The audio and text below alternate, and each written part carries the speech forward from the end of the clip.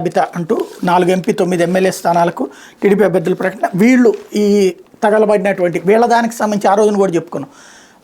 ఏది గొడవలు జరుగుతున్నప్పుడు వీళ్ళ దాని మీద నిరసనల గురించి వీళ్ళు రాసుకోలేదు అన్నది. అదే ఇప్పుడు తెలుగుదేశం పార్టీకి సంబంధించిన నిరసనలు మాత్రం సాక్షి వాళ్ళు రాస్తారు. అదే మన ఆంధ్రాలో రెండు వైపుల వెర్షన్ కరువైనటువంటి పరిస్థితి.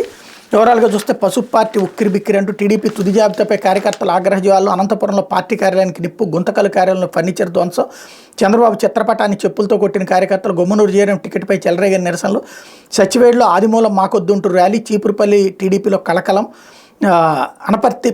అనపర్తిపై ఫలించని దేశం రాయబారం, తంబళ్లపల్లిలో ఆవిర్భావ దినోత్సవానికి వర్గపోరు, రాజంపేటలో ఎగసిపడిన అసంతృప్తి జ్వాలలు, బద్వేలు టీడీపీ అభ్యర్థికి బీజేపీ సీట్ అంటూ ఆగ్రహం, గంటాకు కోట్లున్నాయని టికెట్ ఇచ్చారంటూ ధ్వజం అన్నటువంటి వార్తల్ని అన్ని రకాలని కలిపి టోటల్గా క్రోడీకరించి ఒక వార్త రాసుకొచ్చింది. లేకపోతే టీడీపీ జనసేనలకు